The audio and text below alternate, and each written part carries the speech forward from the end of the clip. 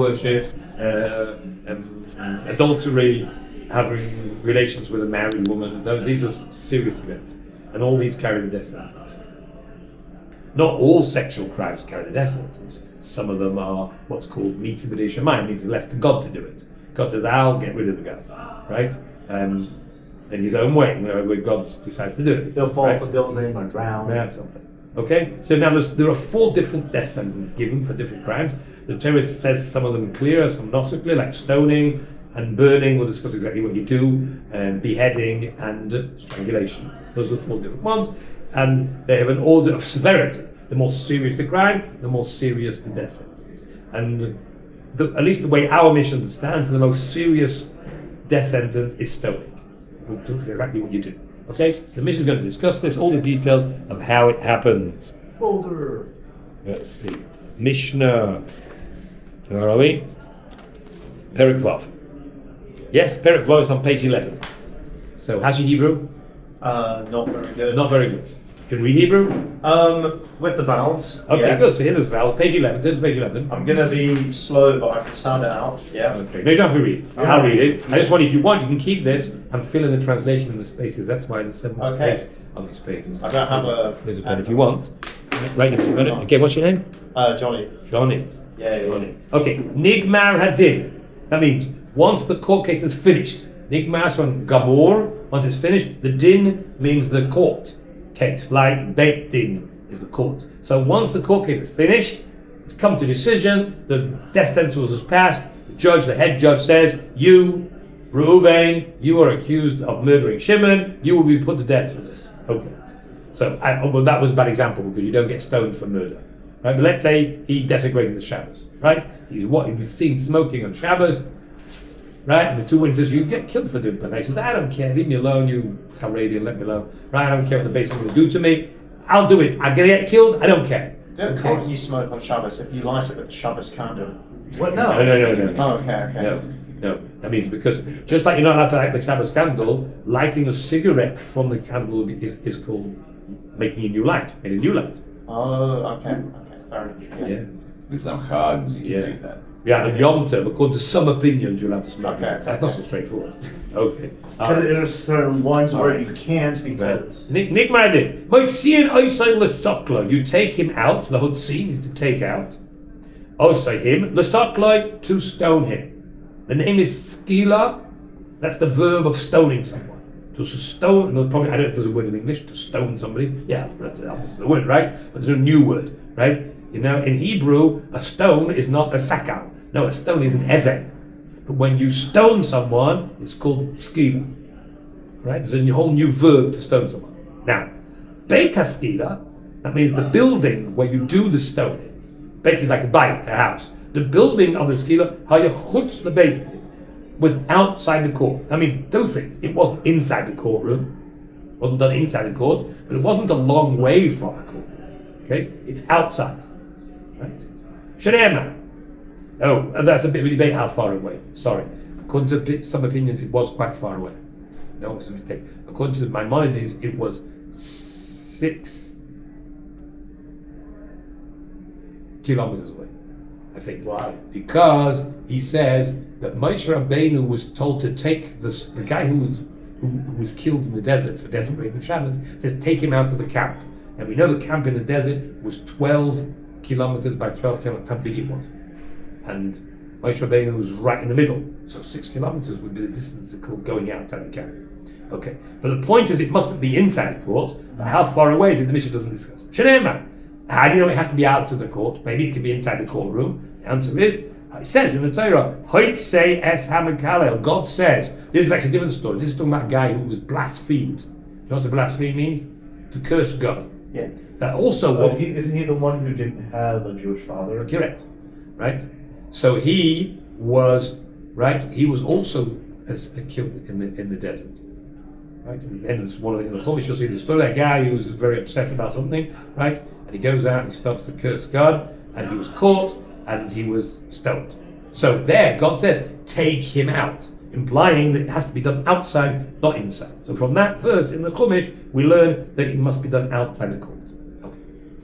Echad, one means one person. Right, that brackets, Vayikra Chav Dali Dali means, Vayikra, that's the book of what's it called? Leviticus, right? The third book of the Chumash, chapter 24, verse 14. That's just what it says. Tell you where you'll see the story about that guy who was killed for blasphemy.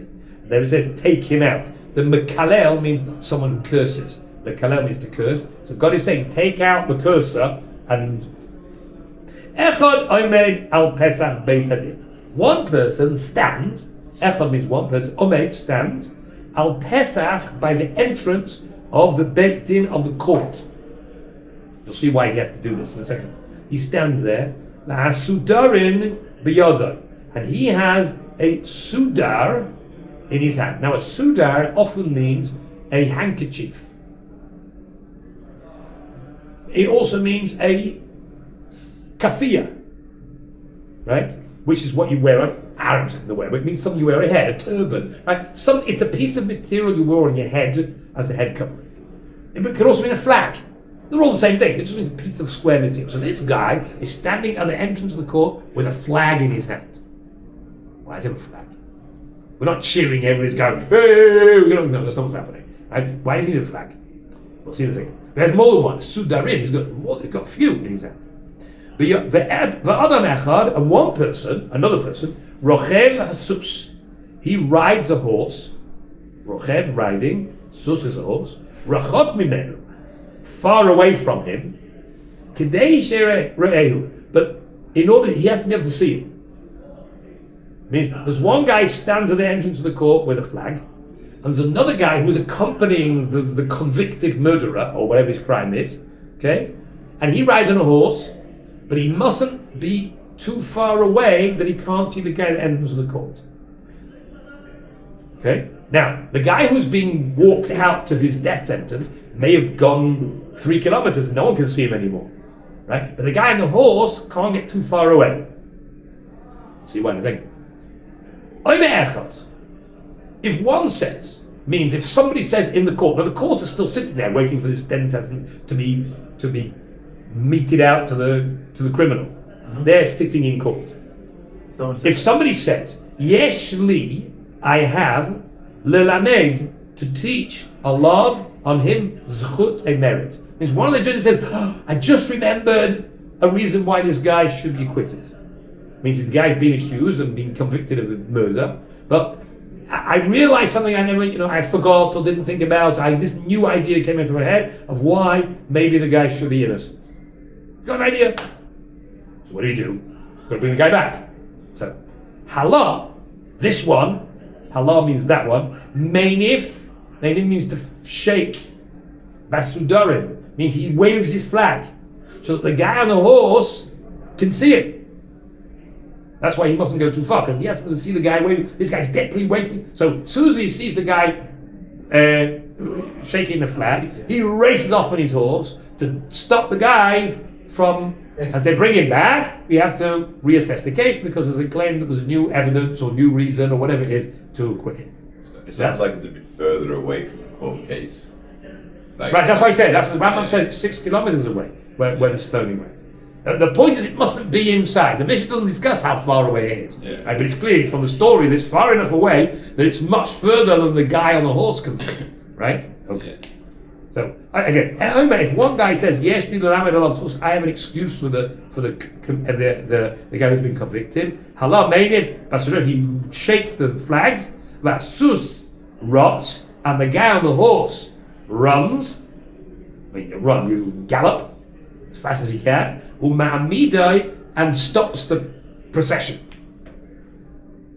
And what do? Say, wait. Now, I presume it means you bring him back, because you can't judge the guy without him being there. He has to hear what this argument is, and then he'll be able to, expand on it. Oh, of course, I forgot that as well. Whatever the new piece of information is that he has to for his. Even if the guy himself says he's on his way out and says, "Oh, I've got an idea why I should be acquitted." Right? Yesh li lelamed, I have to myself lelamed, to teach al atzmi zechus, on myself. That means the guy who's just been convicted of murder thinks of a reason why the judges something the judge missed, or something they didn't think about, or some argument that would exempt him, what do? Machzirin, so we bring him back. Huh. Now, this could go on forever, right? It's a great way of delaying his death sentence, right? It says, Afilu arba v'chamisha pa'amim, even 4 or 5 times. Now that, the commentary says, is just a number. It's not like, I'm not more than 5. It's just an arbitrary number. right. It's not completely arbitrary, you'll see in a second, right? But it's not an absolute limit, right?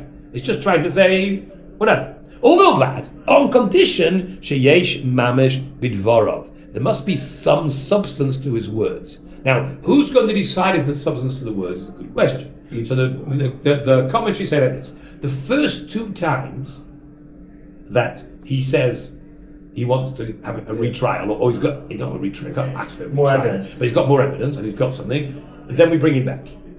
After 2 times, then we said, come on, this is crazy. It means if what he says is nonsense, okay? So then what we do is we send with him 2 Talmidei Chachamim, means 2 learned rabbis, who theoretically could judge the case themselves, and then they hear him out there by the place where he's going to be stoned. And then they say, come on, you drain everyone, you're just trying to delay this, you've gone forever. So if they hear some reason that sounds good, then they'll bring him back after 2 times. So the first 2 times, we don't do that. If they then found a good excuse, schus means merit, they found some merit for him, then patru, then he gets let off, even though he's been convicted already. There's no limit on that. If he's been acquitted, once you've been acquitted, you don't retrial. You don't say, oh, but I've got, one of the judges said, yeah, but I thought about it, I've changed my mind. No, it's too late. Once he's been acquitted, he's acquitted. But the other way around, even though he's been convicted, we can always save him until it's too late, until he's been dead. Right, till he's dead. Okay? But even if he's already been convicted, we can bring him back. But if we brought him back several times, and each time we didn't manage to find a good good excuse, then Yotzei Sakel, he goes out to be stoned. So, ukroz. Now, cross means an announcement. On his way out, there's the town crier. Hear ye, all inhabitants of Jerusalem, listen to the following, in the name of the king, whatever, the Sanhedrin. Yeah? What do they say?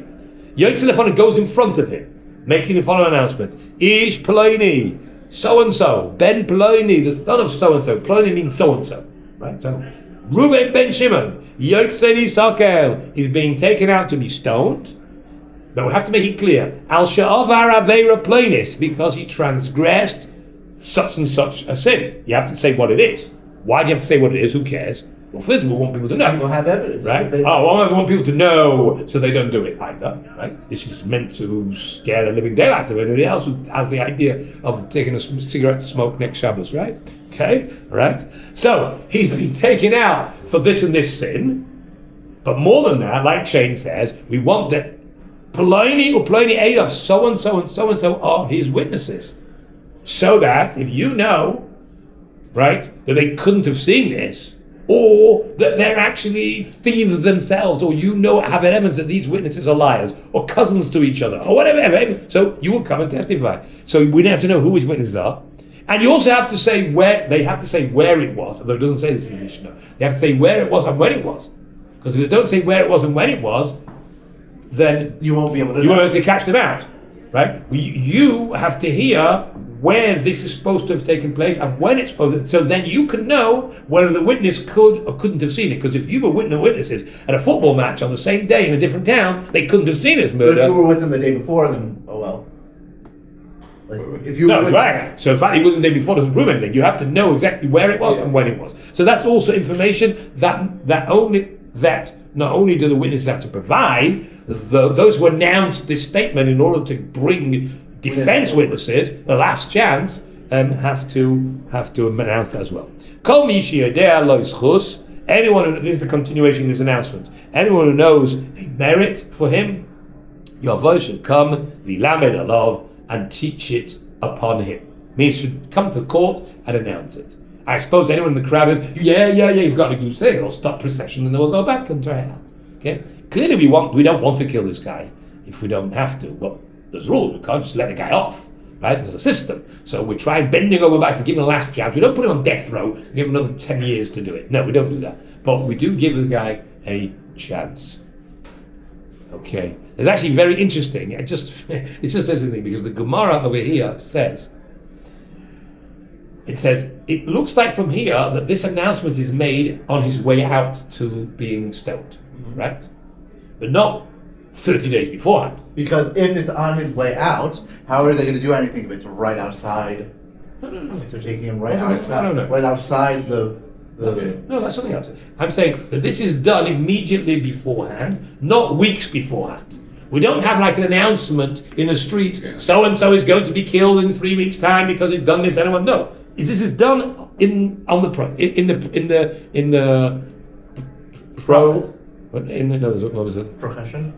procession, right? Of a death sentence being carried out. Maras brings a story that when Yoshki, right? That's our from way of referring to Jesus, right? Was being killed by the Sanhedrin. Now again, it depends. That's a whole story about which version of the story you want to believe, right? But the Gemara assumes that he was killed by the Sanhedrin, not by the Romans, right? And then that's getting in a whole Pandora's box about exactly the details of the story. And just the Gemara said that when he was taken out to be killed by the Sanhedrin, they made an announcement every day for a whole month beforehand. So the Gemara says that story doesn't fit in with this. This Mishnah implies that you do it just on the way, not beforehand, and yet we know from this story that every day for a whole month the announcement was made. So the Gemara explains that was a very special story because he had political connections with the Romans, and we didn't want to be seen to not giving him a chance. Although the Sanhedrin had some type of autonomy, they wanted to be, politically correct. And we gave him every chance, so the Romans can't turn around and whatever. And therefore, that's why they made a special exception and they made an announcement every day. That piece of the Gemara is actually censored out of the Gemara. It's like, 3 or 4 lines of Gemara. And we now have put it back in our Gemaras because we have uncensored versions. So you can, because the Gemaras were only censored in Christian countries. In Muslim countries, they didn't care. Right, nasty things about Yoshki. So now, today, you see the Gemaras here in Yeshiva, which have been printed in the last 100 years or so, are uncensored. But before that, all books printed in Europe were censored by Christian censors, so those stories were missed out. Whoa. What's fascinating is that the guys who censored it weren't very good at it. So sometimes they would miss out a whole section of the Gemara, but leave Rashi on the Gemara. So sometimes you have a Rashi and it doesn't make any sense, right? Because that word doesn't appear in the Gemara. Like this is an example of it. It's only when you realize that there's something censored going on, Rashi starts to make sense. Whoa. And what do they know it's been censored? Did they have entire sections not missing, like they closed it, they just... Originally, if you get the original printed version, they just have black lines to it. Yeah. I've seen, one of my neighbours has a Rambam which has just got black lines in it. But eventually, that was like the edition that was printed before it was actually printed. I mean, every book that was printed, you printed it, and then you went to the censor, and the censor were usually Jews who were converted to Christianity. So they could read the Gemara and they knew what it said. And they didn't like it, so they say cross it out, and then, when you rectify this, we'll allow it to be printed. But one of my neighbours has a Gemara, it has the signature of the censor. I remember his name even, because a guy in my class had the same name. His name was Pavlovsky. He was the official censor, and he signed that this book had his thing, that it passed the censorship. And then the next edition would be printed without those lines. And then, that's why we don't have those lines anymore, until someone rediscovered what it's supposed to say. So this is a place where the Gemara Sanhedrin on this mission discusses the whole story of the trial of his, not his trial, it discusses the trial of his disciples. Apparently, the Gemara's version, he had five student disciples who were also killed by the Sanhedrin, and each one of them put forward an argument of why he should be acquitted, and the Sanhedrin explained why they disagree with it. Oh, it's interesting. Look at the Gemara Sanhedrin on this Mishnah. Okay? All right, next Mishnah, Mishnah Beis. Haya Rachaik min Beis Askila. Haya, he was. Rachaik means, come on. What do we do in this yeshiva? We do Kiruv, Kiruv 1, that's in the beginning of the sentence. Kiruv Rechokim. That's what it really is. Kiruv means bringing close. Rechokim, those who are distant. So that's the goal of the yeshiva, right? To get involved in bringing Jews who are distant from Torah, bringing them closer to God. So we call it back doing Kiruv, right? But really it's only half the sentence. It's Kiruv Rechokim. Kiruv, those who are distant. So Rechokim, distance. So when he was at a distance, the Beis Haskila from the building that they're going to do this stoning, Ke'ese Amma, it's approximately 10 hours. An amma is this, right? This is like a foot and a half. This is an amma from here to here. Actually, this finger's name is an amma. This finger's called an amma because we measure the amma from here to here. Okay, each finger's got a different name. Bohen, Etzba, Amma, Zeres, Kemitza. In English, they also have different names, right? Thumb, index finger. What's it called? Middle finger. Middle finger? Oh, that's cheating, right? Ring finger and pinky, right? So in Hebrew, in Hebrew also have different names. Okay, all right. So this was called the Amma. So when you're about 15 feet away from the building, Omrim Loi, they say to him, Hisvadei, confess. They tell him he has to confess. You got me? Here. 1, 2, 3, 4, 5. 5 lines. Page 12. Hisvadei, from the word vidui, confess. You've been found guilty of this crime, right? Don't persist on claiming your innocence and no, I didn't do it. Why? Because if you confess, then your death will be an atonement for your sin. Besides being a punishment, it will atone for your sin. Shekain, and this is what he say, Derech hamumsim bisvari. We tell him, we're not just asking you to do this, this is the normal procedure. This is the way of those who were killed. Shekain, for so, Derech, the way, hamumasim, of those who were killed, misvadim, they confess. And if you actually didn't do it? Well, let's see. Shekala misvadeh, the reason why people who were killed by the courts confess, because anyone who confesses, yesh lo chelek la'olam haba, will have a portion in the world to come. Now this is a bit strange, because I would have thought that even if he doesn't confess and he did the sin and he never gets an atonement for it, he still has a portion of the world to come. It means though we're going to learn in the last chapter of Sanhedrin a whole list of people who don't have a portion of the world to come. It doesn't say a person who was Machal Shabbos, a person who served Avodah Zarah, a person who had an affair with a married woman. Those are terrible sins, but it doesn't say you don't have a portion of the world to come. So what does it mean? So now those guys, if you weren't killed by the Sanhedrin, should say, if you weren't killed by the Sanhedrin, you didn't confess. It doesn't say that. So the commentaries say it means that he has an immediate portion of the world to come. That's what it means. It means he doesn't have to go through any cleansing process when you get there, because you've already done that. You were killed and you confessed. So you could have done other averas, right? But as far as this sin is concerned, there's nothing going to be held against you once you get up there and you've been, as long as you had a confession as well. If you confessed and say, now the reason I presume is like this, if you confess, then everyone in the crowd sees that you did it and now you've got your rightful punishment. If you continue to claim your innocence, then it's in a sense a bit of a chilul Hashem. That means there's some people in the crowd may say, oh, he was actually innocent and the court killed him. No, terrible bloodthirsty court who didn't give this poor innocent guy a chance, right? They didn't give him a fair trial because he never admitted to it.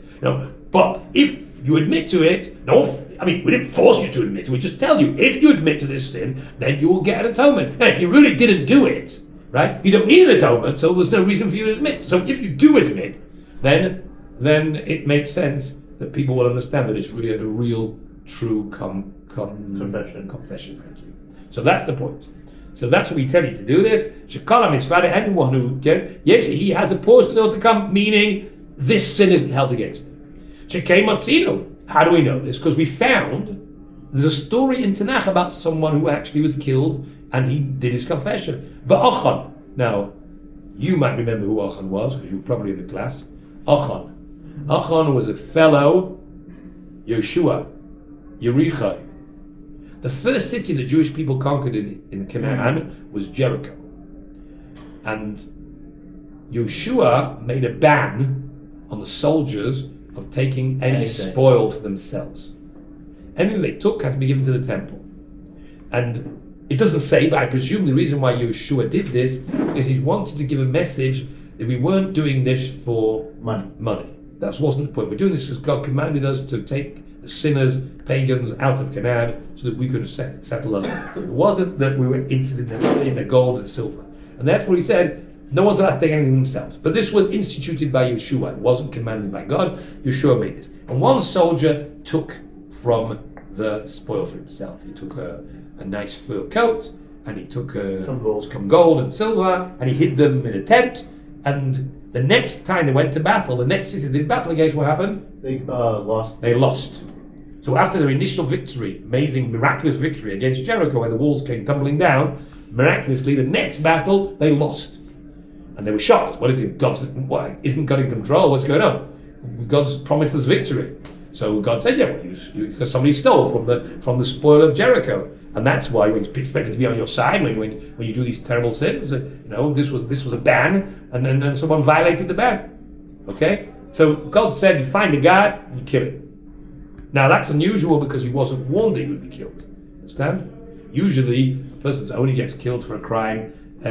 Look, first of all, violating a ban doesn't get a death sentence, usually. Mm-hmm. Certainly if you've not been warned beforehand, right? But this is what God told them to do to Achan, that's what he did. They took him out and they stoned him.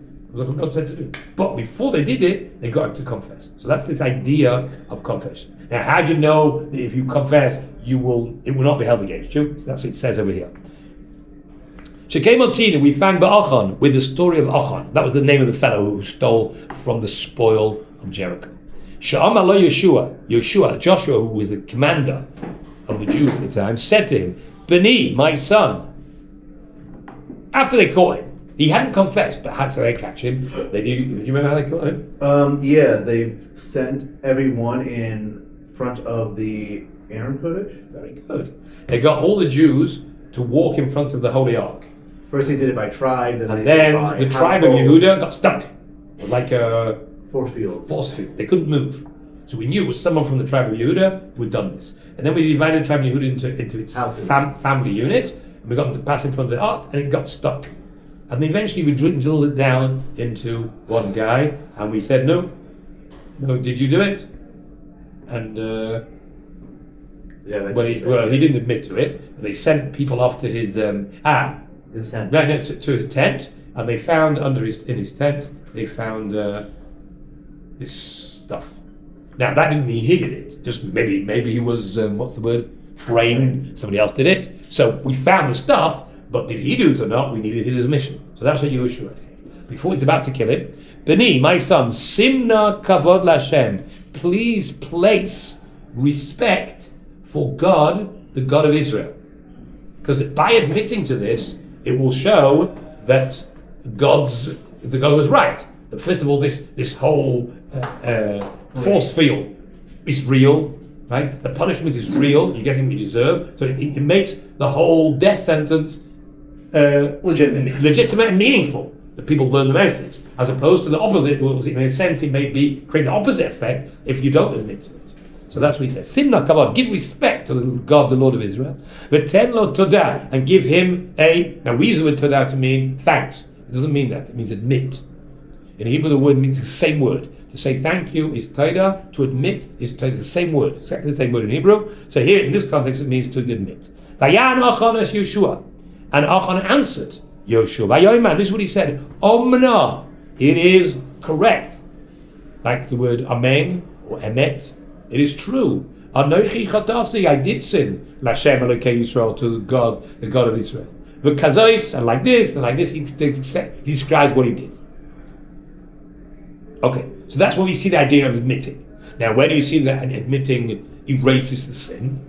Uminayin shekipa, from where do you see? Uminayin, from where? Shekiper loy viduyod, that his admission brought a kapara, like Yom Kippur. Yom Kippur is the day of cleansing. How do you see that his admission, viduyah from vidui, his confession brought about a cleansing of his sin? Shenema, it says in the verse, Yeshua said, Me achartanu, that which you messed us up. Achor is the word you describe when you take something, water, and it's got like sand in it, and you stir it up. That's the same word. So you made a mess. You soiled us. through your actions. Karcha Hashem, God should do the same to you, Bayom Hazeh, on this day. Now that word implies, the Mishnah implies from those extra words, on this day, that he was only being messed up today, but by tomorrow, everything will be fine. Means once he's dead, because he's confessed, then everything will be fine up in heaven. Hayom Hazeh ata achur. This day, that means today, you are in a mess. Ve'i ata achur. E is like ein. In Hebrew, we would say ein, but this is Mishnah, he was slightly different. Ve'i ata achur, but you're not messed up, la'olam haba, for the world to come, which means where you're going to after you die, there, you'll come there, and God will greet you with a big smile, or whatever, whoever greets you there, right? St. Paul, I know he's up there, right? Whatever, right? There, everything's fine. V'im einu yodeh li'isvado. What if he doesn't know how to admit? What does that mean? Yeah, that's wrong. I suppose it means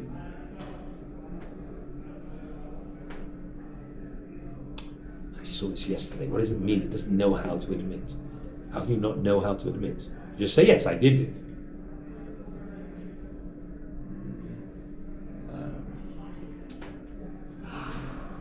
Maybe you can work it out. Let's see what the answer is. What does he say? Some disability, like mental disability. No, we see the thing. Let's see what the answer is. Let's see whether the answer will help for that. We say to Emor, say as follows: Tehei misasi, let my death be kapara, an atonement. Al kol avonosai. Right. He doesn't know how to. No. It means that he doesn't remember all the sins that he's done. Obviously, this specific sin that he's being accused of, he remembers, right? But he wants his death to atone for all his sins, not just for this sin, right? See, that's you see from this story that Achan, it's not just that this sin isn't held against you. Once you've got this, see, I was saying beforehand that even a guy who didn't get the death sentence will still get out of Mabah, right? Eventually, maybe have to be punished in the world to come for his sins, but eventually it'll be sorted out. So I said, but this sin isn't held against you. You see from this position that once you get the death sentence, it actually is an atonement for all your sins. Okay? But once he doesn't remember, he says, I remember all my sins. I can't remember, I did this and this, but I've done lots of sins in my life. Right? So that's what it means. If he doesn't remember what to besides this thing, right? This thing we just had a court case about, everyone forgot that, right? But if he doesn't remember the other things he's done wrong in his life, or he's got a few that he remembers, but he knows there's more that he can't remember, right? Then what do you do? We say, okay, you don't have to enunciate every single one. Just say as follows: Tehei misasi, let my death be kapara, an atonement. I'll call avonosai for all my sins. That's fine. I suppose it's better if you make them clear, then the people will know why you came to this terrible sin, because you've got all these other things in the past, and one thing led to another until you got something which is so serious that it deserves a death sentence. Because obviously that's the most serious thing you did in your life. You right? Yeah. Well, but wouldn't everyone just do this then? You're going to die anyway. You might as well. Yeah, exactly. That's okay. That's what they try to get. Right. That's exactly what we want him to do. Yeah. But we're not forcing you into it. It's not like a Russian court here. If you don't admit it, then we're going to kill you. So therefore, I admit to some crime and get sent to the gulag. Right? No, you die. We're going to kill you in any case. Right? It's not going to change. I know we're going to kill you. The only difference is that if you admit to it, then we promise you're going to get atonement. Now, it's true. We can promise lots of things. We can't actually prove it, right? But it certainly will achieve a greater effect on the crowd if he admits to what he's done. Yeah. Well, what about when anyone dies? Instead of saying Shema, you're just let my death. No, you do. Yeah. Before Shema is not the first thing, the last thing. Shema is the last thing you do. Before you say Shema, you do vidu. Exactly the same thing. You're supposed to, the whole vidu, you're supposed to say a whole confession. Right? I don't, because your death, I don't know if every death is atones for all sins, because everybody dies, right? It's not necessarily painful. Yeah. But there are certain sins that only get atoned through death. And that's when we do tshuva. So really we're talking about the confession is one of the stages of doing tshuva. That's the point. That's what we want this guy to do. If he does tshuva, then his death will be atoned for his sins. Rabbi Leader says, Im hayam bezumam. What happens if he knows it's not true? Right? He knows it's not true. He's being framed, and there's nothing he can do to prove it wrong. The witnesses managed to convince the judges that it was true. They took a vote, and he's being convicted. What does he do now? I mean, he's going to get killed, right? But does he also have to admit to it? Well, Whoa, look, he said, look, why should I admit to it? I didn't do it. I don't need to. Look, my death sentence should atone for all my other averas, but not this one. Right? I didn't do this one. Right? So what does he say? Let's see what Yehuda says. Yehuda says, if he knows shehu mezumam, that he's been framed, that means the witnesses are what we call edim zeimimim. The witnesses did not see this, right? And therefore he doesn't deserve to be killed. Omer, he says as follows, Tehei misasi, let my death be kapara, an atonement, al kol avonosai, for all my sins, chutz me avon zeh, except for this sin. I didn't do it. Right?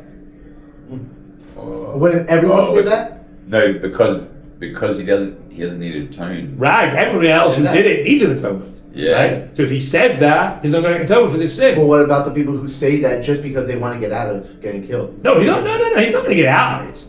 Basically, it's like, oh, really? You didn't do it? Oh, sorry. Oh, basically, I'm cross-examining witnesses. They don't believe it. But he wants to clear his name from the crowd. That's what he wants to do. He wants everyone to remember that Basin murdered this guy because he never did it. Yeah, he did other small things. He's told Lashon Hara every so often, and but he never was Machal Shabbos. He never desecrated the Shabbos. He didn't rape this, have adultery. No, he didn't do it. How do you know? Because when it came to it, he clearly said he doesn't want this. Then how would a guy say that if he really did it? Look, he's going to get killed in any case, right? So that would give the Basin a very bad name. It would clear his name, right? Why would anyone say that if he wasn't telling the truth? That's what people in the crowd are going to say, right? There are spiteful people who would do it. Yeah, maybe. Okay. Okay. No. It could be that he wants to clear his name, but he really did do it. Yeah. And he'd rather clear his name than get forgiven in heaven. Right? Some people don't like that. Okay. So let's see. So according to Yehuda, he's allowed to say this. Okay? Rabbi Yehuda says, he says to him, Amrullah, they said to him, means the other rabbis said to Rabbi Yehuda. The other rabbis disagree with Rabbi Yehuda. In Cain, if so, if we allow the guy to say that, Yehu kol adam Abram Cain. Everybody will say that. Even the guy who isn't innocent, he'll do that. Why? Kidei lenakos esatzmon. To lenakot means to clear. To clear himself means to clear his name. Everyone will do that. Right? Exactly what you said, right? That's what Mishnah says. And we can't have that because we don't care if he clears his name, but that's going to give Basin a bad name. So as a rule, we can't allow people to say this. I mean, what are you going to do if the guy says it? Kill him? We're killing him in anything. How do you stop a guy saying it? I suppose. Just don't tell him that. What do you tell him? How to say it. No. Because this one said if he doesn't know how to say it. No, there's two different sentences. Okay. If he doesn't know how to say it, then we tell him, let this be atonement for all my sins. Yehuda says, if he's mezumah, then he'll say as follows. You're saying what it means is, if he claims that he's being framed, then we'll teach him to say this. Right? I didn't say that in Yehuda. Right? So if a guy says this, what we're going to do? We're going to go, shh, right? What does he care? He's about to be killed. He doesn't care about protocol or instructions. I want everyone here to know, I want this to be an atonement for all my sins. Except, he's finished the sentence before I have a chance to stop him. Accept this sin. Too late. What do you do now? I said it already. Yeah, so I think it's you don't need to tell them that. You just say, let this be atonement for all my sins, and then what? And then they'll naturally include. I don't know. Rabbi Yehuda guy wants to say something different. You just said if he knows that he is framed, he can say as follows. Right? It doesn't say we teach him to say as follows. Yeah, he would say it naturally. Okay, he'll say it. Now, the Chacham said, no, we can't let guys do that. What are these Chacham? No, I don't say, what am I going to do to him to stop him from saying it? We're going to shout him down. Yeah. We're going to. It's only 3 words. Chutz me'avon zeh. Right? We'll send him in the police, and they're going to gag him. It's too late. Send it out. I don't know. Yeah. Why? I suppose if he asks permission, if he said, "I'd like to make the following statement," and said, "No, you're not allowed to." Okay, if he wants to be a good boy, right? And but I'm not sure what's going to encourage him to be good. He wants to clear his name. What does he care? What does he care against Maybe the he would rules? say it privately. No, No, but to clear his name, he has to say it publicly. That's the whole point. The Gemara brings a story about one rabbi who was framed, and he said something very similar. He said he knew he was framed, accused of something that wasn't true, and he said to the witnesses, "If I did this crime, then I should not be forgiven for it. If I didn't do the crime, you should know that the punishment will be on your head. My death will be, you'll be held to blame for it." And the witnesses got very scared, and they withdrew the testimony, but the Gemara says that it was too late, because we talked about this yesterday. Witnesses can't withdraw testimony, because otherwise witnesses will never be able to take their statements seriously, because they can all say, "Oh, we're going to change our mind." So witnesses have to know that we will not tolerate them changing their minds. So, but the Gemara talks about how can you do that. This Mishnah says you're not allowed to say that. But he's not placing he's not placing the blame on Basin. He's placing it on the witnesses. Yeah, I don't know if that's any better. He's not saying play the blame. He's just saying On let your this head. not be. No, here in Yuri says if I think they shouldn't atone my sins. That's all. But he said that as well.